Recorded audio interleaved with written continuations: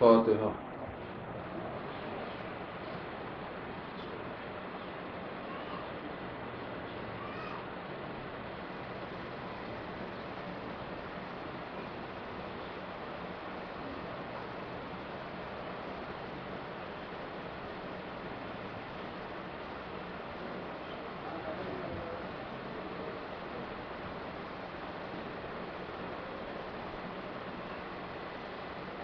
لا حول ولا قوة إلا بالله العلي العظيم.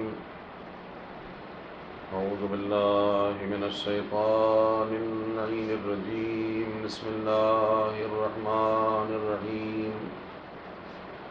الحمد لله الذي هدانا لهذا وما كنا لنهتدي لولا أن هدانا الله.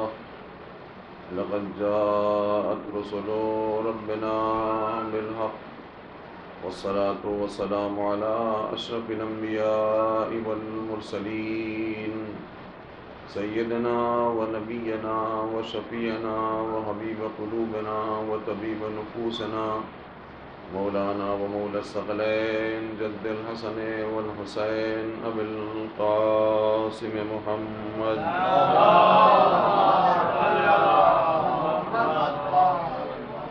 وآله الطيبين الطاهرين الأنجبين الأكرمين المعصومين المظلومين الذين أذهب الله عنهم الرجس وطهرهم تطهيرا.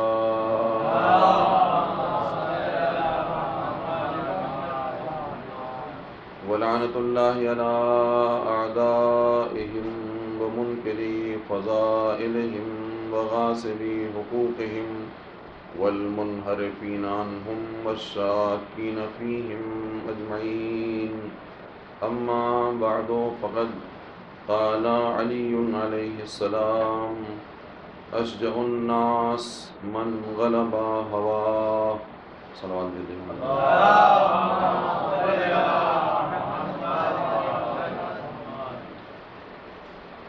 عزیزان محترم، آپ حضرات سے گزارش ہے کہ ایک بار سورہ حمد اور 3 بار سورہ توحید کی تلاوت فرما کر سید اعجاز شمیم حامد رضوی ابن ذوالفقار حیدر رضوی ابن اعجاز شمیم حامد رضوی مرحوم کی ارواح کو سلام.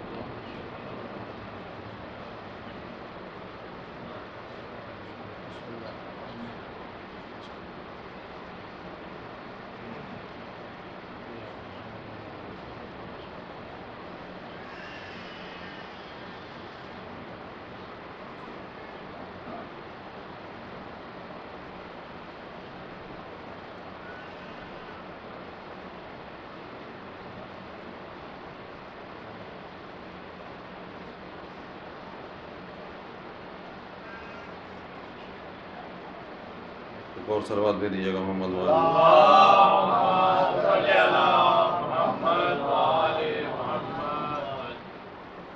مولا کائنات کا یہ مختصر سا فرمان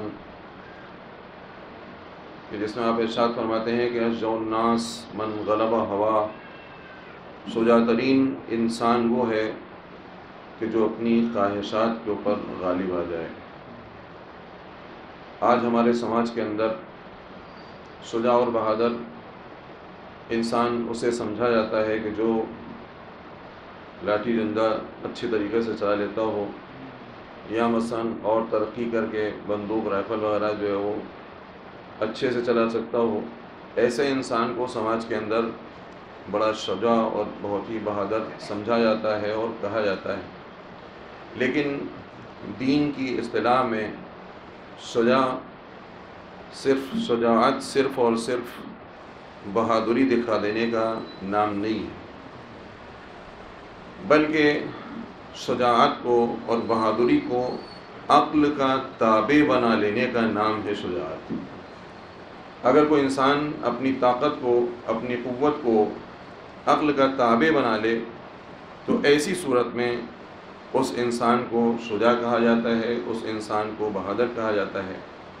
چنانچہ اب اگر فلسفہ اور منطق اس بات کا تقاضا کر رہا ہے کہ ایک انسان، عقل اور منطق اس بات کا تقاضا کر رہا ہے کہ ایک انسان جائے اور میدان جہاد میں جا کے جنگ کرنا شروع کر دے، تو ایسی صورت میں ایسے انسان کو شجاع اور بہادر کہا جائے گا۔ لیکن اگر کہیں کو پر عقل اور منطق کا تقاضا یہ ہے کہ ایک انسان میدان میں قدم نہ رکھے بلکہ اپنے گھر کے اندر رہے، تو اس کا گھر کے اندر رہنا بھی شجاع اور بہادری سے تعبیر کیا جائے گا۔ شاید یہی وجہ ہے کہ سرکار دو عالم نے ارشاد فرمایا تھا کہ الحسن والحسین امامان قاما اور قعدہ، کہ حسن اور حسین یہ دونوں امام ہیں، چاہے یہ قیام کریں چاہے یہ صلح کریں۔ تو گویا امام حسین علیہ السلام نے میدان جنگ میں آ کے اور اس کے بعد دشمن کے اوپر غلبہ حاصل کر کے یہ اعلان کیا کہ ہم میدان کے فاتح اور شجاع اور بہادر ہیں، لیکن امام حسن علیہ السلام نے صلح کر کے یہ آواز دی کہ ہم نے صلح کر کے اپنی شجاعت اور بہادری اور دلیری کا مظاہرہ کیا ہے۔ ایک صلوات بھیج دیجیے گا۔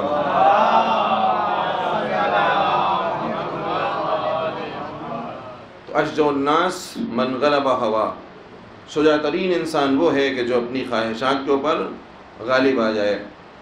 عزیزان محترم، یہ خواہشات سے جنگ انسان صبح بستر سے ٹھیک سے نہیں اٹھ پاتا ہے کہ یہ جنگ جو ہے وہ شروع ہو جاتی ہے۔ البتہ اس سے پہلے میں آپ کی خدمت میں یہ بھی واضح کرتا چلوں کہ جہاد کی دو قسمیں ہیں، ایک کا نام ہے جہاد اصغر اور ایک کا نام ہے جہاد اکبر۔ جہاد اصغر اسے کہتے ہیں کہ جب انسان میدان جنگ میں جا کے دشمن سے جا کے لڑتا ہے، اسے جہاد اصغر سے تعبیر کیا جاتا ہے۔ لیکن جہاد اکبر اسے کہتے ہیں کہ جہاں پر انسان کو اپنے نفس اور اپنے خواہشات سے جنگ کرنی ہوتی ہے۔ یہی وجہ ہے کہ جہاد اصغر کا میدان تو کبھی کبھی آتا ہے کہ جب ائمہ معصومین علیہ السلام موجود ہوں اور وہ اجازت دیں، وہ حکم دیں، تب اس صورت میں جہاد اصغر کا مسئلہ سامنے آئے گا۔ لیکن جہاد اکبر وہ ہے کہ جہاں پر انسان کو اپنے نفس سے لڑنا ہے، اپنی خواہشات سے لڑنا ہے۔ یہی وجہ ہے کہ انسان جیسے ہی صبح اٹھتا ہے بستر سے، بلکہ یوں کہوں کہ ابھی بستر سے اٹھ بھی نہیں پاتا ہے کہ جہاد اکبر کا میدان شروع ہو جاتا ہے۔ شاید میں مثال دے دوں تو بات آپ کے سامنے آسانی کے ساتھ واضح ہو جائے۔ ادھر مؤذن گلدستہ اذان کے اوپر پہنچا اور اس نے جا کے اللہ اکبر کی آواز بلند کی، اور ادھر ایک عزادار امام حسین رات میں 2 بجے تک عزاداری کر کے اور بستر کے اوپر جا کے سو گیا ہے۔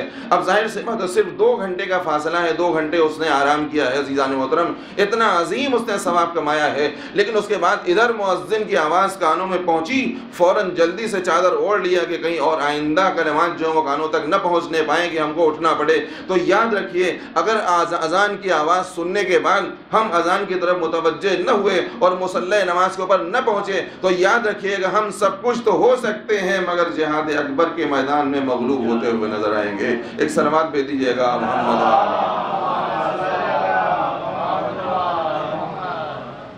ہم نے جہاد اکبر کے میدان میں اپنے کو شکست خوردہ ہونے کا اعلان کر دیا ہے۔ تو یاد رکھیے گا عزیزان محترم، یہ نفس کی جنگ، نفس سے جنگ جو ہے، وہ خواہشات نفسانی سے جنگ جو ہے، وہ انسان ابھی ٹھیک سے بستر سے اٹھ بھی نہیں پاتا ہے کہ یہ جہاد شروع ہو جایا کرتا ہے، اور بہت ہی سخت مرحلہ ہے عزیزان محترم۔ میں آپ کی خدمت میں تاریخ کے حوالے سے ایک جملہ عرض کرنا چاہوں گا، کاش کہ آپ متوجہ ہو جائیں کہ یاد رکھیے گا، دشمن کو پشت فرس سے زمین کے اوپر گرا دینا، دشمن کے اوپر تیر و تلوار اور نیزے سے حملہ کر دینا، پھر اس کے بعد جب دشمن زمین کے اوپر آ جائے تو اس کے سینے کے اوپر سوار ہو جانا، یہ سب کا سب جہاد اصغر ہے۔ لیکن عزیزان محترم، دشمن کے سینے کے اوپر سوار ہو کے جب دشمن بے ادبی کرے، جب سوء ادب کرے، تو سینے سے اتر آنا، اس جہاد کا نام جہاد اکبر ہے۔ گویا مولا کائنات کی ذات وہ تھی کہ جو ایک ہی وقت میں جہاد اصغر بھی کرتی ہوئی نظر آ رہی تھی اور جہاد اکبر بھی کرتی ہوئی نظر آ رہی تھی۔ ایک صلوات بھیج دیجیے گا محمد۔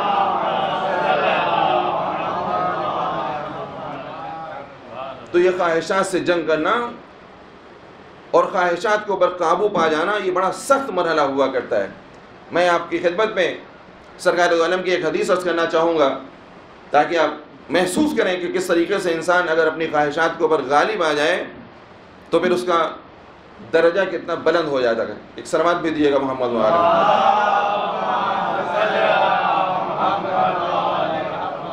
آپ ارشاد فرماتے ہیں کہ ان اللہ خلق بنی آدم، ان اللہ خلق الملائکہ ورکب فیہم العقل وخلق البہائم ورکب فیہم الشہوہ وخلق بنی آدم ورکب فیہم العقل والشہوہ فمن غلب عقلہ علی شہوتہ فہو اعلی من الملائکہ ومن غلب شہوتہ علی عقلہ فہو ادنی من البہائم.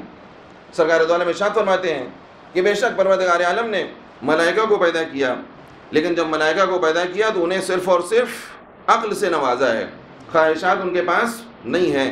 تو اب اگر وہ صبح سے لے کے شام تک یا جب سے پیدا ہوئے ہیں جس عالم میں ہیں وہ عبادت کر رہے ہیں، اگر وہ عبادت کرتے رہیں تو کوئی تعجب کی بات نہیں ہے، اس لیے کہ انہیں خواہشات دی ہی نہیں گئی ہیں، تو پھر اس سوائے عبادت کے کچھ کر بھی نہیں سکتے. اور اسی کے مقابلے میں جب پروردگار عالم نے حیوان کو پیدا کیا تو ارشاد ہوتا ہے کہ وَرَكَّبَ فِيهِمَ الشَّهْوَةَ کہ پروردگار عالم نے انہیں صرف اور صرف شہوت عطا کی ہے، خواہشات عطا کی ہے، انہیں عقل نام کی کوئی اچھی چیز عطا نہیں کی ہے. عزیزان محترم، اس کے بعد بڑا قیمتی جملہ جو آگے کا آ رہا ہے، وَخَلَقَ بَنِي آدم، اور پروردگار عالم نے بنی آدم کو پیدا کیا. مگر جب ملائکہ کو پیدا کیا تھا تو صرف عقل دی تھی، حیوانات کو جب پیدا کیا تھا تو صرف اور صرف خواہشات دی تھی، لیکن اللہ نے جب اپنی اس اشرف المخلوقات کو پیدا کیا تو اسے دونوں دولتوں سے نوازتا ہوا نظر آ رہا ہے، عقل بھی دیتا ہوا نظر آ رہا ہے اور خواہشات بھی دیتا ہوا نظر آ رہا ہے. اب اس کے بعد ارشاد ہوتا ہے فمن غلب عقلہ علی شہوتہ فہو اعلی من الملائکہ، وہ انسان کہ جس کی عقل اس کی خواہشات کے اوپر غالب آ جائے، ایسا انسان ملائکہ سے بھی افضل اور برتر ہو جایا کرتا ہے. اور جس انسان کی عقل کے اوپر اس کی خواہشات غالب ہو جائے، ایسا انسان حیوان سے بھی بدتر ہو جایا کرتا ہے. ایک صلوات پہ دیجیے گا محمد.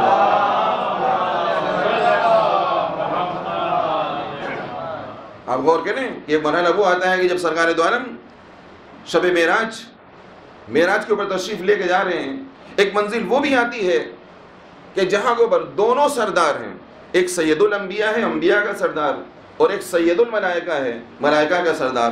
دونوں سردار معراج کی شب جا رہے ہیں، لیکن ایک منزل وہ بھی آتی ہے کہ جہاں کے اوپر جناب جبرائیل ٹھہر جاتے ہیں. سرکار دو عالم نے ارشاد فرمایا جبرائیل ہمارے ہمراہ چلو. کہا یا رسول اللہ ہماری حد ختم ہو گئی، ہماری جو حد تھی ہم وہاں تک جا سکتے تھے، اس کے آگے اب نہیں جا سکتے. لو دنوت لاحترقت، اگر میں اس سے آگے بڑھ جاؤں گا تو میرے باروں پر جل جائیں گے. پتہ چلا کہ ایک منزل وہ آتی ہے کہ جہاں انسان کی عقل اگر اس کی خواہشات کے اوپر غالب آ جائے تو فرشتہ پیچھے رہ جاتا ہے مگر انسان آگے بڑھتا ہوا نظر آتا ہے. ایک صلوات بھیج دیجیے گا محمد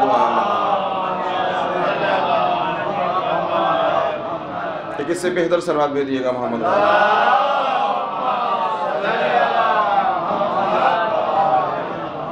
شاید یہی وجہ ہے کہ سرکار دو عالم جب اس دنیا سے رخصت ہونے لگے ہیں تو یہاں سے جانے سے پہلے آپ نے ارشاد فرمایا تھا انی اخاف الیکم اثنین. امت سے مخاطب ہو گئے ارشاد فرمایا تھا کہ میں تمہارے بارے میں دو چیزوں سے بہت زیادہ خائف ہوں، اتباع الہوی و طول العمل. پہلی چیز خواہشات نفسانی کی پیروی ہے کہ خبردار اگر تم خواہشات نفسانی کی پیروی و طول العمل، اسی طریقے سے اگر لمبی لمبی آرزویں تم نے کرنا شروع کر دی تو یہ بھی تمہیں فساد کے مرحلے تک پہنچا دے گا. ایک صلوات بھیج دیجیے گا محمد. تو شجاع ترین انسان وہ ہے کہ جو اپنی خواہشات کے اوپر غالب آ جائے. یہی انسان سب سے زیادہ شجاع ہوگا، سب سے زیادہ بہادر ہوگا. اب تاریخ کی ایک نظیر میں تھوڑی دیر آپ کی خدمت میں پیش کروں گا اور آپ یہ دیکھیں گے، محسوس کریں گے کہ اگر کوئی انسان خواہشات سے مقابلہ کرتا ہے تو پھر اس کا مرتبہ کیا ہوتا ہے، وہ کس درجے تک پہنچ جاتا ہے. ایک ہمارے بہت ہی متقی پرہیزگار زاہد عالم دین گزرے ہیں جن کا نام ہے مقدس اردبیلی. اپنے زمانے کی بہت پائے کی شخصیت. میں ان کا تعارف اپنے چھوٹے بھائیوں کے سامنے پیش کروں گا، لیکن ابتدائی طور پر ایک جملہ عرض کروں گا، شاید یہی ایک جملہ ان کے تعارف کے لیے بہترین ذریعہ بن جائے، اور وہ یہ ہے کہ آپ جب بھی چاہتے تھے امام زمانہ آپ سے ملاقات کے لیے تشریف لایا کرتے تھے. اب آپ سوچیں کہ اس سے بڑا عظیم انسان کون ہو سکتا ہے، کتنا درجہ ان کا بلند رہا ہوگا کہ کتنی ان کی عظمت رہی ہوگی کہ ہم اور آپ اپنے امام سے ملنے کے مشتاق اور متمنی ہیں، لیکن کبھی یہ میسر نہیں ہوتا۔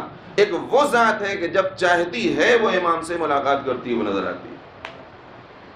ان کے بارے میں ملتا ہے کہ سرکار ایک شخص نے ایک مرتبہ خواب میں دیکھا، اس خواب میں سرکار دو عالم بھی تشریف فرمائے اور جناب موسیٰ علیہ السلام بھی تشریف فرمائے۔ چنانچہ جناب موسیٰ علیہ السلام سرکار دو عالم سے مخاطب ہو کے کہتے ہیں کہ یا رسول اللہ، میں نے سنا ہے کہ آپ کا ایسا کوئی فرمان ہے کہ علماء امتی کا انبیاء بنی اسرائیل، کہ میری امت کے علماء بنی اسرائیل کے انبیاء جیسے ہیں۔ جناب موسیٰ دریافت کر رہے ہیں کس سے؟ سرکار دو عالم سے، کہ آپ نے یہ فرمایا ہے کہ میری امت کے علماء بنی اسرائیل کے انبیاء جیسے ہیں، کیا یہ صحیح ہے؟ کہاں صحیح ہے، بالکل۔ کہا کیسے؟ کہا ٹھیک ہے، میں ایک شخص کو بلائے دیتا ہوں اور بلانے کے بعد تم خود اس سے یہ معلوم کر سکتے ہو، اس سے گفتگو کرو گے، تمہیں پتہ چل جائے گا۔ چنانچہ سرکار دو عالم اسی خواب میں جناب مقدس اردبیلی کو بلاتے، مقدس اردبیلی آگے۔ اب ایک مرتبہ جناب سرکار دو عالم نے کہا جناب موسیٰ کہ تم جو پوچھنا چاہتے ہو ان سے پوچھ لو۔ تو جناب موسیٰ علیہ السلام ایک مرتبہ سوال کرتے، یہ بتائیے آپ کا نام کیا ہے؟ بس جیسے ہی جناب موسیٰ نے سوال کیا آپ کا نام کیا ہے، انہوں نے کہا میرا نام احمد ہے، میرے باپ کا نام محمد ہے، میں اصفہان کا رہنے والا ہوں، میں نے نجف میں تعلیم حاصل کی ہے۔ پوری ایک فہرست جو بیان کرنا شروع کر دی۔ بس جناب موسیٰ علیہ السلام کو موقع مل گیا اور کہنے لگے بتائیے، میں نے تو صرف اور صرف ان سے نام پوچھا تھا، بھئی آپ انصاف سے بتائیے کہ آپ میں سے اگر میں کسی سے پوچھوں کہ آپ کا نام کیا ہے اور اس کے بعد آپ پوری تفصیل بیان کر لینے کہ میرے باپ کا نام یہ ہے، میں یہ کرتا ہوں، میں یہاں کا رہنے والا ہوں، تو ظاہر سی بات ہے پوچھنے والا یہی کہے گا بھئی ہم نے تو صرف آپ سے آپ کا نام پوچھا تھا نا، بقیہ تفصیلات تو نہیں پوچھی تھی۔ تو ویسے ہی جناب موسیٰ علیہ السلام کو فوراً موقع ملا، ایک مرتبہ مسکرا کے کہتے ہیں حضرت میں نے تو صرف آپ کا نام پوچھا تھا، یہ پوری تفصیلات آپ نے کیوں پیش کر دی؟ تو ایک مرتبہ جناب مقدس اردبیلی مسکرا کے فرماتے ہیں اے کاش کہ اگر کوئی دوسرا یہ سوال کرتا تو حق بجانب تھا، مگر کم از کم آپ کو تو یہ سوال نہیں کرنا چاہیے تھا۔ تو ایک بات جناب موسیٰ کہتے ہیں کیوں؟ کہا آپ ہی سے تو پروردگار عالم نے یہ پوچھا تھا وَمَا تِلْكَ بِيَمِينِكَ يَا موسیٰ، اے موسیٰ تمہارے ہاتھ میں کیا ہے؟ تو آپ نے کہا تھا ہِیَ عَصَایَ أَتَوَكَّأُ عَلَيْهَا وَأَحُشُّ بِهَا غَنَمِي، اے پروردگار یہ میرے ہاتھ میں عصا ہے، اس کے اوپر میں سہارا دیتا ہوں، اس کے ذریعے سے میں پتوں کو گراتا ہوں، اس کے ذریعے سے میں دوسرے کام کو لیا کرتا ہوں۔ تو اگر آپ سے صرف یہ پوچھا گیا تھا کہ آپ یہ بتائیے کہ آپ کے ہاتھ میں کیا ہے، تو آپ یہ صرف کہہ دیتے کہ میرے ہاتھ میں عصا ہے، بات ختم ہو گئی تھی۔ جب آپ اتنا تفصیلی جواب دے سکتے ہیں تو اگر میں اتنا تفصیلی جواب دے دوں تو اس میں کوئی تعجب نہیں ہونا چاہیے۔ صلوات بھیج دیجیے گا محمد وآلہ۔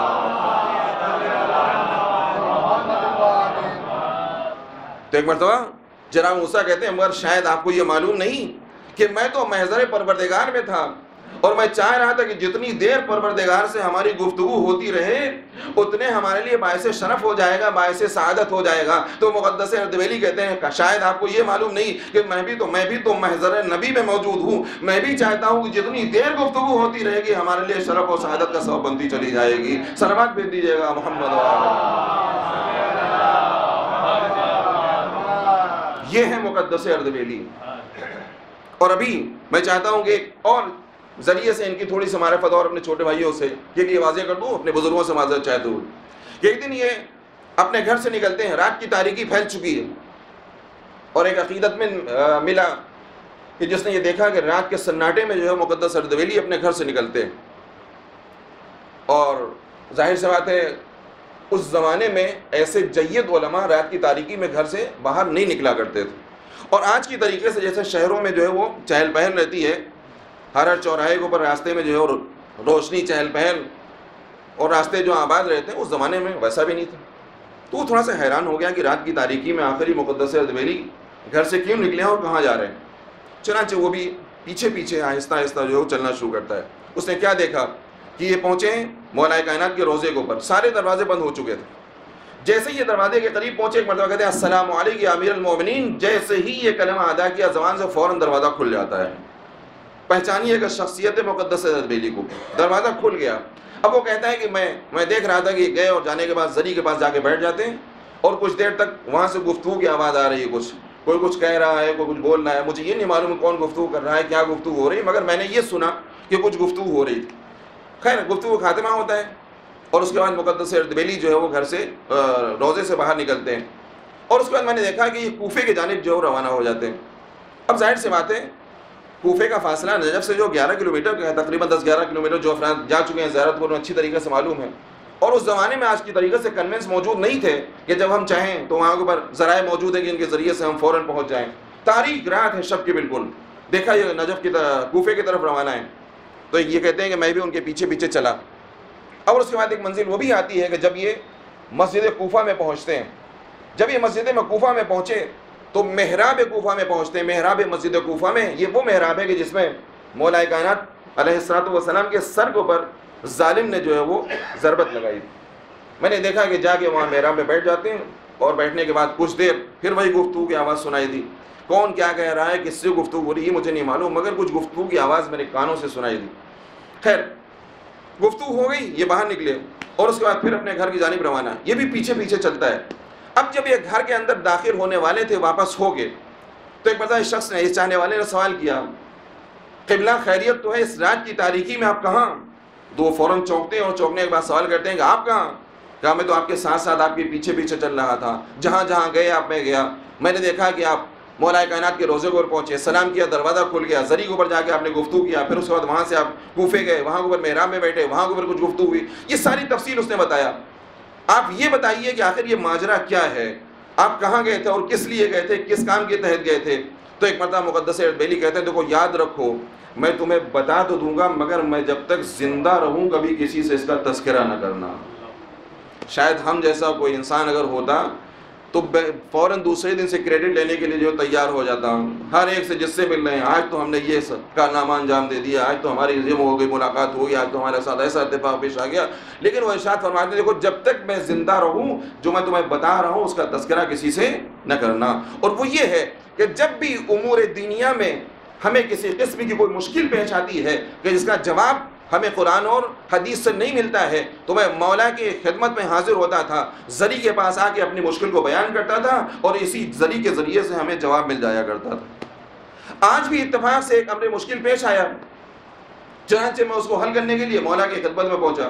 جب میں خدمت میں پہنچا تو مولا نے ایک مرتبہ مجھ سے سلام کے بعد یہ سوال کیا کہ یہ بتاؤ کہ آج کون سا دن ہے؟ تو میں نے کہا کہ آج چہارشنبے کی رات ہے۔ کہا تمہیں معلوم ہونا چاہیے کہ آج تمہارے وقت کا امام مسجد کوفہ میں جو آیا ہوا ہے، لہذا جاؤ اور جانے کے بعد اس سے جا کے دریافت کرو جا کے۔ لہذا میں ان کے پاس گیا تھا، اور اس وہاں کو جب گیا تو امام سے ہم نے اپنے سوال کو دریافت کیا، اور اس کے بعد امام نے ہمارے سوال کا جواب دے دیا ہے۔ عزیزان محترم، میں بات کو روک کے یہیں اوپر ایک جملہ آپ کی خدمت عرض کرنا چاہوں گا، یاد رکھیے گا مولا کائنات بھی مقدس اردبیلی کے سوال کا جواب دے سکتے تھے، اس لیے کہ آپ بھی حلال مشکلات ہیں، آپ سوال کا جواب دے سکتے تھے، لیکن آپ نے سوال کا جواب نہیں دیا، بلکہ رہنمائی کی کہاں؟ مسجد کوفہ کی جانب، تاکہ یہ بات واضح ہو جائے دنیا والوں کے لیے کہ ہر انسان کے لیے اپنے امام وقت سے رابطہ رکھنا ضروری ہے، ہر انسان کے لیے اپنے امام وقت سے رابطہ رکھنا ضروری ہے، اور یہ بھی تمہارے ذہن کے اندر اچھی طریقے سے محفوظ ہو جائے کہ یاد رکھو مشکل کشا صرف ایک ہی نہیں ہے، بلکہ ہر زمانے میں تمہاری ہدایت کے لیے ایک مشکل کشا موجود رہتا ہے جو تمہاری مشکل کو حل کرتا رہتا ہے۔ صلوات بھیج دیجیے گا۔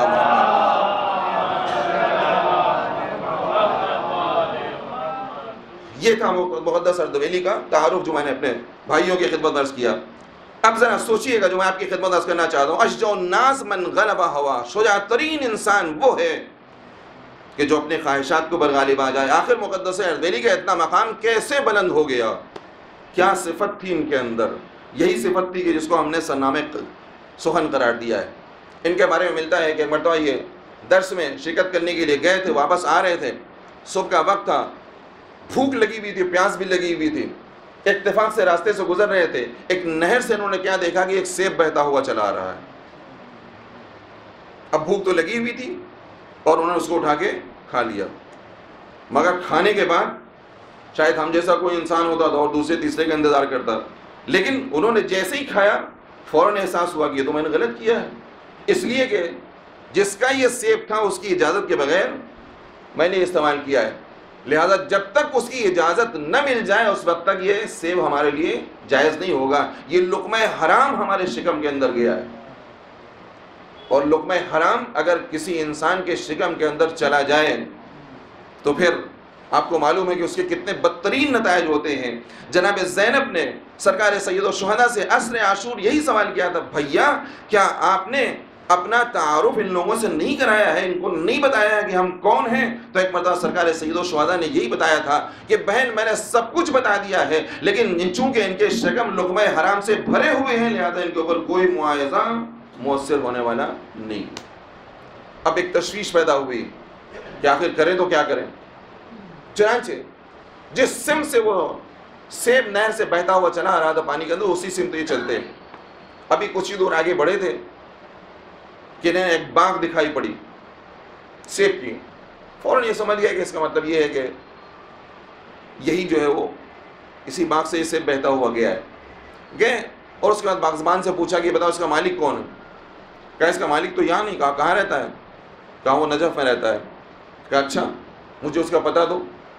انہوں نے وہاں سے پتہ لیا۔ ظاہر سی بات آج کل کا دور تو تھا نہیں، موبائل ہاتھ میں اور فوراً نمبر گھمایا اور رابطہ ہو گیا، وہ زمانہ۔ چنانچہ انہوں نے پتہ لیا اور اس کے بعد گھر واپس آتے ہیں۔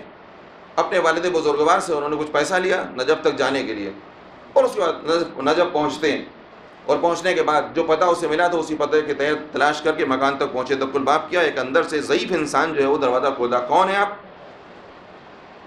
کیا میں آپ کی خدمت میں اس لیے آیا ہوں کہ سنا ہے کہ آپ کی اصفہان شہر میں ایک سیب کی باغ ہے؟ کہا ہاں۔ کہا میں نے اس میں سے ایک سیب جو ہے وہ کھا لیا ہے، میں ایران کا رہنے والا ہوں، ایک سیب میں نے کھا لیا، مگر کھانے کے بعد مجھے احساس ہوا کہ جب تک مالک اس کا راضی نہیں ہوگا اس وقت تک یہ ہمارے لیے حلال ہونے والا نہیں ہے، لہذا میں اسے حلال کروانے کے لیے آیا ہوں۔ تو ایک مرتبہ بزرگوان نے سر سے پیر تک ان کو دیکھنا شروع کیا کہ پہلے یہ ہم سمجھ لیں کہ یہ صاحب عقل بھی ہیں بھی کہ نہیں ہیں، کہ ایک انسان ایران سے ایک سیب معاف کروانے کے لیے، ایک سیب حلال کروانے کے لیے ایران سے کہاں سے آ رہا ہے؟ ایران سے، اور کہاں پہنچ رہا ہے؟ عراق نجف میں۔ تو پہلے تو انہوں نے جائزہ لینا شروع کیا کہ دیکھ لیں یہ انسان واقعا صاحب عقل ہے نہیں، عقل سلیم اس کے بعد پائی جاتی ہے نہیں پائی جاتی۔ جب انہیں اطمینان ہو گیا کہ ہاں واقعا ہے صاحب عقل ہے یہ انسان، عقل سلیم اس کے پاس پائی جاتی ہے، تو ایک مرتبہ کہتے ہیں کہ یہ بتاؤ کہ تم نے سیب کھا لیا؟ کہا ہم نے سیب کھا لیا۔ انہوں نے کہا یہ بتائیے کہ اب اس کے حلال ہونے کا اور اس کے معاف ہونے کا ذریعہ کیا ہے؟ کہا یہ تو اتنی آسانی سے معاف ہونے والا نہیں ہے، یہ تو اتنی آسانی کے ساتھ معاف ہونے والا نہیں ہے۔ کہا ایک ہی سیب تو کھایا ہے ہم نے، اگر آپ کہیے تو ایک سیب کی جگہ پر ایک پیٹی سیب آپ کو لا کے دیتے ہیں، اگر آپ کہیے تو آپ کے گھر میں رہ کے کچھ دنوں تک آپ کی غلامی کر دیں، آپ کی خدمت کر دیں، جو بھی آپ کہیں اس کو ہم کرنے کے لیے آمد و تیار ہیں۔ کہا نہیں اتنے میں تو کام چلنے والا نہیں ہے۔ کہا پھر؟ کہا تمہیں ایک کام کرنا ہوگا۔ کہا وہ کیا ہے؟ کہا میری ایک بیٹی ہے اس سے تمہیں شادی کرنا ہوگی۔ توجہ کیجیے گا عزیزان محترم، جناب مقدس اردبیلی ایک سیب کو حلال کرنے کے لیے کہاں سے گئے ہیں؟ ایران سے نجف پہنچے ہیں۔ ایک جملہ انصاف کے ساتھ بتائیے گا، فرش اعضاء کے اوپر بیٹھے ہوئے ہیں، کہ ہم میں اور آپ میں سے اگر توفیق ہو جائے کسی کو نجف پہنچنے کی، تو نجف پہنچنے کے بعد سب سے پہلے ہمارا کام کیا ہوگا بتائیے؟ توجہ کے ساتھ بتائیے گا، سب سے پہلا ہمارا کام کیا ہوگا؟ کہ ہم سب سے پہلے کہاں جائیں گے؟ پہلی فرصت میں جیسی فری ہوں گے فوراً کہاں جائیں گے؟ روضے کے اوپر جائیں گے۔ لیکن اللہ نے کردار مقدس اردبیلی روضے امام کے اوپر نہیں جا رہے ہیں، بلکہ کہاں کے اوپر جا رہے ہیں؟ اسی انسان کے پاس کہ جس سے انہوں نے سیب کھایا تھا۔ یہ کردار مقدس اردبیلی ہمیں ایک پیغام دے رہا ہے، کاش کہ ہم اس کی طرف متوجہ ہو جائیں۔ یاد رکھو یاد رکھو، تم بھی زیارت کرنے کے لیے جاتے ہو، مگر زیارت کرنے سے پہلے میں اس لیے اس انسان کے پاس آیا ہوں تاکہ جو ہم نے سیب کھایا تھا، لقمہ حرام ہمارے شکم کے اندر چلا گیا تھا، میں چاہتا ہوں کہ اسے حلال کروا لوں، اسے معاف کروا لوں، تاکہ جب امام کی زیارت کے اوپر پہنچوں تو میرا شکم حرام سے پاک ہو۔ لہذا تم بھی اگر زیارت کے اوپر جاؤ تو زیارت کرنے سے پہلے یہ دیکھ لو کہ جس رقم سے تم زیارت کرنے کے لیے جا رہے ہو اس میں تمہارے اوپر کسی کا حق تو کوئی باقی نہیں ہے۔ اگر حق باقی ہے تو پہلے اسے ادا کرو، تب اس کے بعد زیارت کرنے کے لیے جانا۔ صلوات بھیج دیجیے گا محمد و آلہ۔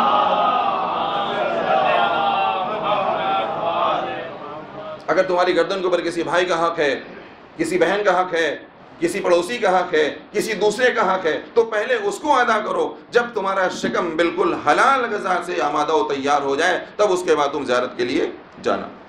اب انہوں نے کہا ایسا ہے کہ میری بیٹی صاحب کو شادی کرنا ہوگی۔ کہنے آپ کو تو یہ معلوم ہے کہ ہر والدین کی یہ تمنا ہوتی ہے کہ اپنے بیٹے کے اوپر جو ہے کہ سر کے اوپر سہرا بندھا ہوا دیکھے. میرے والدین یہاں اوپر نہیں ہیں, ہم کیسے جو ہے یہاں اوپر اس طریقے سے جو آپ سے آپ کی شرط کو پورا کر سکتے ہیں. کہا دیکھو ایسا ہے, ہم کچھ نہیں جانتے. اگر تمہیں ایک سیب حلال کروانا ہے تو اس کا واحد راستہ یہی ہے. اچھا عزیزان محترم, ایسے موقع کے اوپر اگر لڑکی کا باپ ایک لڑکے سے کہنے لگے کہ آپ ہمارے بیٹے سے جو ہے پہلی فرصت ہے شادی کر لیجیے ہماری بیٹی سے, تو وہیں سے ذہن میں آنا شروع ہو جاتی ہے بات یہ کہی, اس کا مطلب لڑکی کے اندر کوئی نہ کوئی نقص جو ہے ضرور پایا جا رہا ہے, کوئی نہ کوئی کمی ضرور پائی جا رہی ہے. تبھی تو یہ خود سے مطالعہ کرا ہوا ہے. ہمارے سماج کا دستور تو یہ ہے نا کہ لڑکے والے لڑکی کو پیغام دیتے ہیں, لڑکی کی طرف سے پیغام نہیں دیا جاتا.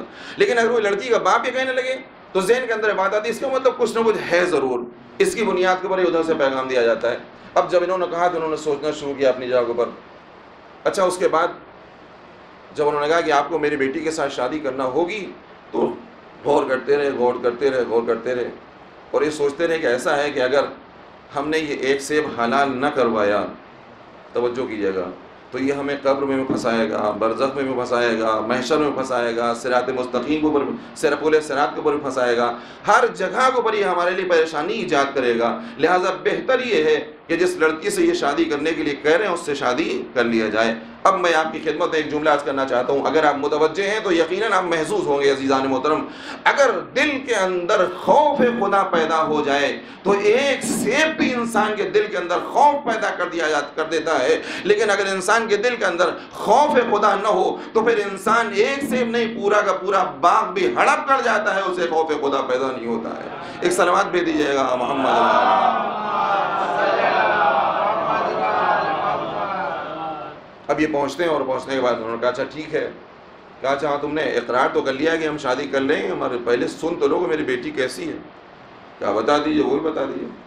کہا ایسا ہے کہ میری بیٹی جو ہے وہ آنکھ سے نابینا ہے, میری بیٹی جو ہے وہ کان سے بہری ہے, میری بیٹی جو ہے وہ زبان سے گونگی ہے. اگر تم اس بیٹی سے شادی کر لو گے تو وہ باغ جو تم نے اصفہان میں دیکھا ہے وہ بھی ہم تمہارے حوالے کر دیں گے. عزیزان محترم, اتنے جوان یہاں پر بیٹھے ہوئے ہیں, بہت سے ان میں سے غیر شادی شدہ ہیں. اگر کوئی ایسی لڑکی والا جو ہے ایسی لڑکی کے لیے رشتہ رکھے اور اس کے بعد زمین اور جائیداد بھی ساتھ میں انکلوڈ کر دے کہ بھائی اگر شادی کی لے تو یہ بھی, تو آپ یقین جانیے عزیزان محترم ساری نعمتیں اپنی جگہ کے اوپر, لیکن ایسی لڑکی سے کوئی شادی کرنے کے لیے ہمارا تو تیار نہیں ہوگا. لیکن عزیزان محترم اشجع الناس من غلب ہوا, شجاع ترین انسان وہ ہے کہ جو اپنی خواہشات کے اوپر غالب آ جائے. اب انہوں نے جب سنا تو کہا ٹھیک ہے میں تیار ہوں. پھر وہی چیزیں ان کے اندر آئی کہ ایک سیب یہ ہمیں قبر میں پریشان کرے گا, برزخ میں پریشان کرے گا, محشر میں پریشان کرے گا, پل صراط میں پریشان کرے گا. ٹھیک ہے ایک لڑکی کے ساتھ پوری زندگی جو گزارنی ہوگی 30-40 سال کی ہوگی کسی طریقے سے ہم گزار لیں گے, لیکن محشر کی جو مدت ہے, قیامت کے بعد کی جو مدت ہے, اس کو برداشت کرنا ہمارے لیے بہت ہی سنگین ہو جائے گا. خیر انہوں نے کہا ٹھیک ہے میں شادی کیے دیتا ہوں. شادی ہو جاتی ہے. پھر اس کے بعد شب آتی ہے. اب جیسے ہی اپنے زوجہ کے کمرے کے اندر داخل ہوئے, توجہ کیجیے گا عزیزان, بہت سی چیزیں ایسی ہوتی ہیں کہ جن کو ممبر کا تقاضا نہیں ہوتا, ادب مانے ہوتا ہے کہ ان کو بیان کیا جائے, آپ خود اس کو سمجھ سکتے ہیں. ایک جوان انسان جس کی شادی ہو چکی ہے کمرے کے اندر جب داخل ہوا تو اس نے کیا دیکھا, ایک بہترین حسین اور جمیل اور خوبصورت لڑکی بیٹھی ہوئی. جب اس کو مخاطب کیا تو وہ بول بھی رہی تھی, سن بھی رہی تھی, دیکھ بھی رہی تھی. یہ فوراً الٹے پیر استغفر اللہ کہتے ہوئے واپس آ جاتے ہیں.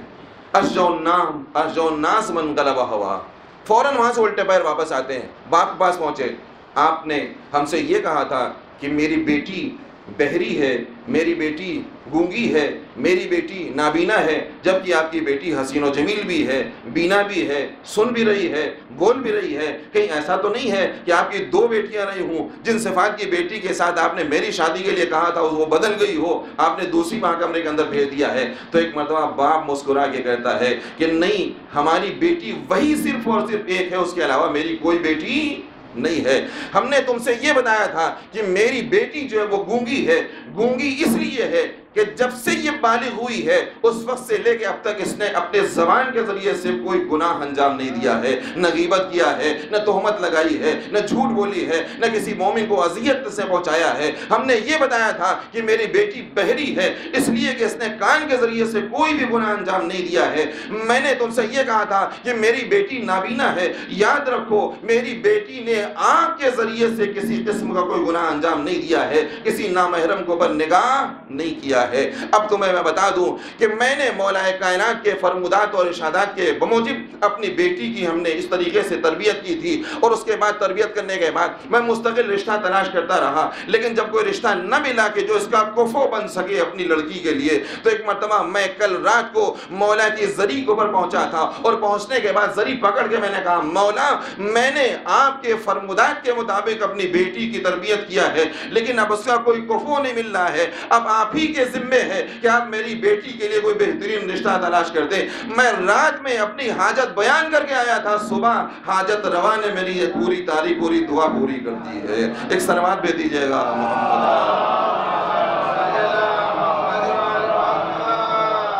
غور کیا اپنے عزیزان محترم، یہ مقدس اردبیلی ایسے ہی اتنی عظمتوں کے مالک نہیں بن گئے تھے، بلکہ وہ باپ کہتا ہے کہ میری دعا قبول ہو گئی ہے، یہ میرے مولا نے، تم نے سیب نہیں کھایا ہے بلکہ میرے مولا نے اس سیب کے شکل میں ہماری دعا قبول کر لیا ہے کہ میری بیٹی کے لیے اتنا بہترین کفو بھیج دیا ہے۔ ایک سلوات بھیج دیجیے گا محمد۔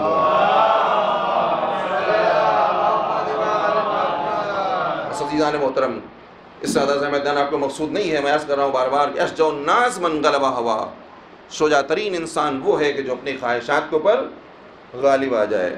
عزیزان محترم، اس کی بہترین مثال اگر آپ تلاش کرنا چاہیں اس فرش اعضاء کے طفیل کے اوپر ان ایام حسینی میں، تو آپ کو معلوم ہے کہ ایک وہ ذات تھی کہ جس کو مولا کائنات نے کربلا کے لیے ذخیرہ کیا تھا، اس لیے کہ میں کربلا میں نہیں رہوں گا، لیکن میں یہ چاہتا ہوں کہ میری شجاعت کا وارث کوئی میدان کربلا میں موجود رہے۔ تو یہ ذات کس کی تھی؟ یہ جناب عباس کی ذات تھی کہ جن کے رگوں کے اندر خون حیدری دوڑ رہا تھا، اور مولا کائنات نے آپ کو کربلا کے لیے ذخیرہ کیا تھا۔ لیکن آپ سوچیں عزیزان محترم، غور کریں کس طریقے سے جناب عباس نے اپنی خواہشات کو پر قابو پایا ہے۔ میں صرف فہرست آپ کی خدمت بیان کروں گا، تفصیل میں جانے کا وقت نہیں ہے، کہ سرکار سید الشہداء ولید کے دربار میں پہنچتے ہیں، گفتگو رد و بدل ہوتی ہے۔ ایک مرتبہ کسی نے کہا اس وقت اگر یہ ہاتھ سے نکل گئے تو پھر دوبارہ ہاتھ آنے والے نہیں ہیں، بس ادھر جیسی ہی آواز ہوئی فوراً امام کی آواز بلند ہوتی۔ امام کی آواز بلند ہوئی تھی کہ ایک مرتبہ 18 بنی ہاشم کہ جن کے سردار جناب عباس نے داخل ہوتے چاہا کہ تلوار کے ذریعے سے اس کا خاتمہ کر دیں، تو ایک مرتبہ مولا نے کہا تھا بھیا میں اپنی جانب سے جنگ کا آغاز نہیں کرنا چاہتا۔ سوچیں جس کے رگوں کے اندر خون حیدری دوڑ رہا ہو، اس کے لیے اس موقع کے اوپر آ کے کتنا بڑا صبر کا مقام ہے کہ وہ اپنی خواہشات کے اوپر قابو حاصل کر لے۔ دوسرا مرحلہ وہ آیا ہے کہ جب غر نے لجام فرس کے اوپر ہاتھ ڈالا تھا، پھر جناب عباس کو غیظ آیا تھا، لیکن پھر جناب امام حسین نے روکا ہے، پھر آپ نے اپنے خواہشات کے اوپر قابو حاصل کیا ہے۔ پھر تیسرا مرحلہ وہ بھی آتا ہے کہ جب یہ کہا گیا کہ نہر کے یہاں کے ترائی کے پاس سے خیمے ہٹا لیے جائیں، جناب عباس نے ایک مرتبہ زمین میں خط دے دیا تھا، ہے جو کسی میں ہمت کی جو اس خط کو پار کر جائے۔ ایک مرتبہ جناب زینب کے پاس امام حسین پہنچتے ہیں، بہن میں نے ابھی تک عباس کو سمجھایا ہے، اب تم بلا کے سمجھاؤ کہ خیمے جو دریا کے ترائی سے ہٹا لیے جائیں۔ ایک مرتبہ زینب نے عباس کو بلایا، بھیا میرے ماجائی کی مرضی نہیں ہے لیکن یہاں پر تلوار اٹھائی جائے، اے میرے بھیا ترائی سے خیمے ہٹا لو۔ عزادارو سوچے کتنا سخت مقام ہے، مرحلہ ہے۔ جناب عباس نے ایک مرتبہ وہی جناب عباس جنہوں نے زمین کے اوپر خط کھینچا تھا، اب وہ ترائی سے خیمے کو ہٹاتے ہوئے جزاکم ربکم خیر الجزا، خدا آپ کو کسی غم میں نہ رلائے سوائے مظلوم کربلا کے۔ عزاداروں کو چند جملے مصائب کے، چونکہ یہ مجلس مخصوص ہے جناب سکینہ علیہ صلوات اللہ علیہ سے، لہذا چند جملے میں مصائب کے آپ کی خدمت عرض کرنا چاہوں گا۔ یہ کون سی سکینہ ہے؟ نام ہی سے آپ کو معلوم ہے کہ امام حسین علیہ السلام کو اس ذات سے کتنا سکون ملا کرتا ہے۔ عزاداروں امام حسین علیہ السلام جب رخصت آخر کے بعد رخصت آخر کے لیے خیمے میں تشریف لائے ہیں، تو ایک ایک بیوی کے اوپر نگاہ پڑتی جاتی ہے، اور اپنی شہادت کے بعد کا منظر آنکھوں کے سامنے آتا چلا جاتا ہے۔ زینب کے اوپر نگاہ پڑی، تصور ہوا کہ میرے شہادت کے بعد انہی بازوؤں میں رسن باندھی جائے گی۔ رباب کے اوپر نگاہ پڑی، فوراً تصور میں آیا کہ یہی رباب ہوگی جن کی مشکیں کسی جائیں گی۔ سکینہ کے اوپر نگاہ پڑی، فوراً تصور میں آیا کہ یہی وہ میری سکینہ ہوگی جس کے رخساروں کے اوپر تمانچے لگائے جائیں گے، پشت کے اوپر درے لگائے جائیں گے۔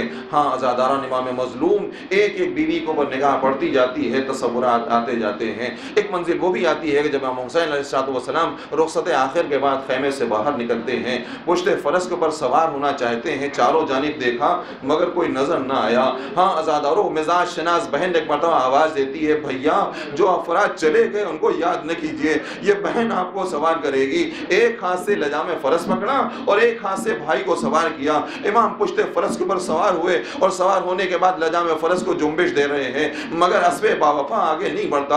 ایک مرتبہ متوجہ ہوتے ہیں، اے میرے اسب باوفا، مجھے معلوم ہے کہ تو بھی 3 دن کا بھوکا اور پیاسا ہے، مگر اب یہ تیری آخری زحمت ہے، اب تیری پشت کے اوپر کوئی سوار ہونے والا نہ ہوگا۔ ایک مرتبہ گھوڑے نے اپنے سر کو امام کی جانب اٹھایا، پھر اس کے بعد نیچے اشارہ کرتا ہے۔ اب جو امام نے نیچے دیکھا تو کیا دیکھا؟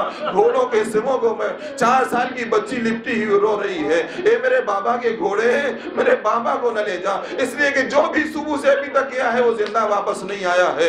امام علیہ السلام پشت فرس سے زمین کو پر آتے ہیں اور آنے کے بعد بیٹی کو گود میں اٹھایا، اے میری بیٹی سکینہ، تم نے تو مجھے رخصت کر دیا تھا۔ کہا بابا مجھے معلوم ہے کہ ابھی آپ کچھ ہی دیر کے بعد جا کے اس دنیا سے رخصت ہو جائیں گے، لہذا جاتے جاتے اپنی بیٹی کی 2-1 تمنائیں پوری کر دیجئے۔ کہا بیٹی جلدی بتاؤ کیا کہنا چاہتی ہو؟ کہا پہلی تمنا تو یہ ہے کہ آپ میرے سر کو پر اس طریقے سے دست شفقت پھیر دیجئے جس طریقے سے یتیموں کے سر کو پر دست شفقت پھیری ہے۔ امام علیہ السلام نے اپنی بیٹی سکینہ کے سر کو پر دست شفقت پھیرا، بیٹی جلدی بتاؤ دوسری بات کیا ہے؟ بابا آپ کو تو معلوم ہے کہ جب تک میں آپ کے سینے پر نہیں سوتی تھی سکینہ کو نیند نہیں آتی تھی۔ اے بابا کچھ دیر کے لیے زمین کے اوپر لیٹ جائیے تاکہ میں آپ کے سینے کے اوپر لیٹ جاؤں، مجھے سکون مل جائے۔ عزادارو امام حسین جلتی ہوئی زمین کے اوپر لیٹے، ادھر جناب سکینہ سینے کے اوپر چلی آتی ہے۔ میرا دل چاہتا ہے شہزادی سے سوال کروں، اے شہزادی اگر آپ کو باپ کے سینے ہی کے اوپر سونا تھا، لیٹنا تھا، تو جب امام خیمے میں تھے وہاں کہنا چاہیے تھا، اس لیے کہ وہاں خیمے میں گرمی بھی کم تھی، زمین کم جل رہی تھی، یہاں تو زمین کی تپش بہت زیادہ ہے۔ عجب نہیں سکینہ آواز دیں، تمہیں معلوم نہیں کہ آداب اسلامی اور آداب شریعت میں یہ ہے کہ یتیم بچوں کے سامنے اپنے بچوں کو پیار نہ کرو تاکہ ان کے دلوں کو اذیت نہ پہنچے۔ اگر میں اپنے بابا سے خیمے میں کہتی ارے تو بہت سے یتیم بچے ایسے تھے کہ جو اس منظر کو دیکھ کے بے چین ہو جاتے، میں نہیں چاہتی تھی کہ میں کسی یتیم بچے کو اذیت پہنچا سکوں۔ جزاکم ربکم خیر الجزا، خدا آپ کو کسی غم میں نہ رلائے سوائے مظلوم کربلا کے۔ ہاں زاداران امام مظلوم امام حسین علیہ السلام اسر عاشور شہید ہو جاتے ہیں۔ یہ لٹا ہوا قافلہ میدان کربلا سے روانہ ہوتا ہے اور اس کے بعد ابھی شام پہنچنے ہی والا تھا۔ ایک منزل وہ بھی آتی ہے کہ جہاں کے اوپر وہ سر کہ جس کے اوپر جناب امام حسین، وہ نیزہ کہ جس کے اوپر امام حسین کا سر نصب تھا، وہ زمین میں بتا نصب ہو جاتا ہے۔ لاکھ کوشش کی گئی مگر کسی طریقے سے وہ نیزہ زمین سے نہیں نکل رہا ہے۔ شدہ یہ خبر ایک مرتبہ ابن سعد ایک مرتبہ پہنچتی ہے ظالم تک، اور جیسے ہی ظالم تک یہ خبر پہنچی ایک مرتبہ وہ آگے ایک مرتبہ آتا ہے، اور آتا ہے تو آپ سمجھ رہے ہوں گے یقیناً کہ شاید وہ سر کے پاس پہنچا ہو، لیکن وہ سر کے پاس نہیں پہنچا۔ ایک مرتبہ سید سجاد کے پاس پہنچتا ہے، اے سید سجاد یہ تم تازیانہ دیکھ رہے ہو، اگر تمہارے بابا کا سر آگے نہ بڑھا تو ابھی اسی تازیانے کے ذریعے سے میں تمہاری پشت کو چھلنی کر دوں گا۔ یہ بتاؤ تمہارے بابا ذرا بتا دیجئے کہ آخر آپ کیوں نہیں آگے بڑھ رہے ہیں؟ بس یہ سننا تھا کہ ایک مرتبہ کٹے ہوئے سر سے آواز آتی ہے، اے سید سجاد میرے سینے پر سونے والی 4 سال کی بچی سکینہ قافلے سے رہ گئی ہے، جب تک وہ قافلے میں شامل نہیں ہوگے ہم آگے نہیں بڑھیں گے۔ ہاں زادارو جناب زینب ایک مرتبہ ناکے سے نیچے اترتی ہے، جدھر سے قافلہ آیا تو ادھر اسی جانب روانہ ہو جاتی ہے، دائیں دیکھتی ہے بائیں دیکھتی ہے، سکینہ سکینہ آواز دیتی ہے مگر کہیں سے آواز نہیں آ رہی ہے۔ ایک مرتبہ کچھ دور جب آگے بڑھی تھی تو کیا دیکھا کہ ایک معظمہ بیٹھی ہوئی ہے. سوچا آگے بڑھ کے ان سے دریافت کریں کہ آپ نے کسی بچی کو روتے ہوئے تو نہیں دیکھا ہے. جب قریب گئی تو کیا دیکھا کہ آپ سکینہ کو آغوش میں لیے ہوئے ہیں. عزادارو جناب زینب نے سکینہ سے کوئی سوال نہیں کیا. ایک مرتبہ معظمہ سے پوچھتی ہے معظمہ آپ یہ بتائیے کہ آپ ہیں کون؟ اس لیے کہ ابھی تک تو اس بچی کے اوپر سب نے ظلم کیا ہے, کسی نے رحم نہیں کیا. بس عزادارو یہ سننا تھا کہ معظمہ نے نقاب کو پلٹ دیا. اے بیٹی زینب, ارے تم نے پہچانا نہیں, تمہاری ماں فاطمہ زہرا ہوں, میں تمہارے قافلے کے ہمراہ چلوں. جزاکم ربکم خیر الجزا. خدا آپ کو کسی غم میں نہ رلائے سوائے مظلوم کربلا کے.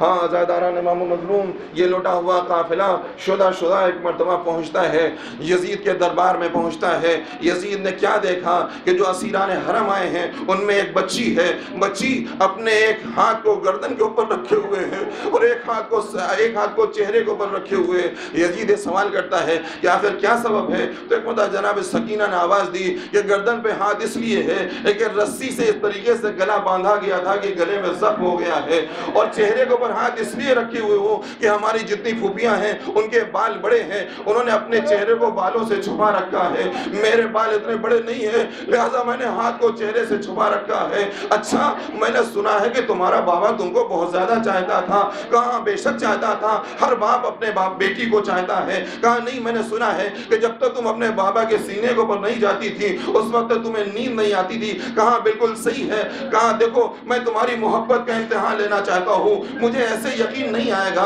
دیکھو یہ دشت طلا میں سر رکھا ہوا ہے, تم وہی کے اوپر بیٹھ کے آواز دو, تمہارے بابا کا سر تمہارے پاس پہنچ جائے, تب مجھے یقین آ جائے گا کہ تمہارا بابا تمہیں بہت چاہتا تھا. عزادارو ایک مرتبہ جناب سکینہ نے جلے ہوئے دامن کو پھیلایا. اے بابا ہماری اور آپ کی محبت کا امتحان ہو رہا ہے, اے میرے بابا میری آغوش میں آ جائیے. عزادارو ہاتھوں کا بلند ہونا تھا کہ سر حسین بلند ہوتا ہے, اور ایک مرتبہ سکینہ کی آغوش میں پہنچتا ہے. بچی نے سر کے اوپر سر رکھ دیا. اے بابا آپ اس وقت کہاں تھے جب خیموں میں آگ لگی تھی؟ اس وقت آپ کہاں تھے کہ جب رخساروں کے اوپر تماچے لگائے جا رہے تھے؟ جزاکم ربکم. بس آخری جملہ میں نے گفتگو تمام کر دیا. عزاداران امام مظلوم, یہ اسیران حرم کا قافلہ قید خانہ شام میں منتقل ہو جاتا ہے. جناب سکینہ کا دستور یہ تھا کہ جب شام کا وقت ہوتا تھا تو دروازے کے اوپر آتی تھی اور آنے کے بعد آسمان کی جانب دیکھتی تھی. جب پرندے اڑتے ہوئے دکھائی دیتے تھے تو ایک مرتبہ شہزادی زینب سے سوال کرتی تھی, اے پھوپھی اماں یہ پرندے کہاں جا رہے ہیں؟ تو ایک مرتبہ زینب کہتی تھی, اے بیٹی یہ اپنے آشیانے کی طرف جا رہے ہیں. بس فوراً سوال کرتی تھی, اے پھوپھی اماں ہمیں اپنے آشیانے جانا کب نصیب ہوگا؟ ہاں عزادارو ایک منزل وہ بھی آتی ہے کہ جب یہی حسین کی بچی ایک دن رات میں بیدار ہوتی ہے اور اس کے بعد رونا شروع کر دیتی ہے. جناب رباب نے گود پہ لیا. ایک مرتبہ رباب سے کہتی ہے, بچی اے ماں, اے میری مادر گرامی, ابھی تو میرے پاس میرے بابا آئے ہوئے تھے, مجھے اپنے آغوش میں لیے ہوئے تھے, میرے بابا کہاں چلے گئے؟ ان باتوں کا سننا تھا کہ بیویوں کے درمیان میں ایک کوہرام برپا ہو جاتا ہے. ایک مرتبہ یہ گریے کی آواز جب دربار یزید میں پہنچتی ہے تو دربار یزید نے سوال کیا کہ یہ بتاؤ یہ رونے کی آوازیں کیوں بلند ہو رہی ہیں؟ تو ایک مرتبہ جواب ملا کہ حسین کی بچی نے اپنے باپ کو خواب میں دیکھا ہے. عزادارو تشفی کے لیے یزید نے کہا کہ اس کے باپ کے سر کو لے کے جاؤ, شاید اس کو سکون مل جائے. ہاں عزادارو سر حسین پہنچتا ہے, دشت طلا میں ہے, اوپر سرپوش پڑا ہوا ہے. جناب سکینہ کو جناب رباب آغوش میں لیے ہوئے ہیں, سر لاگے رکھا گیا. ایک مرتبہ سرپوش ہٹایا گیا. سکینہ نے اپنے کو اوپر گرا دیا بابا کے سر کے اوپر. اے بابا ابھی تو آپ مجھے گود میں لیے ہوئے تھے, آپ کو کس نے ذبح کر دیا؟ آپ کے سر کو تن سے کس نے جدا کر دیا؟ بچی اتنا روتی ہے کہ روتے روتے خاموش ہو گئی. کسی نے کہا ایسے اسے لٹا دو, کچھ دیر آرام کر لے. مگر عزادارو اب جو رباب نے غور سے دیکھا تو کیا دیکھا؟ بچی اس دنیا سے رخصت ہو چکی ہے. ہاں عزادارو سید سجاد نے اسی قید خانے کے اندر ایک ننھی سی قبر بنائی, اور قبر بنانے کے بعد اپنی بہن کی میت کو لے کے چاہا کہ قبر کے حوالے کر دیں. ایک مرتبہ دو ہاتھ بلند ہوتے ہیں, اے سید سجاد لاؤ ہماری امانت کو ہمارے حوالے.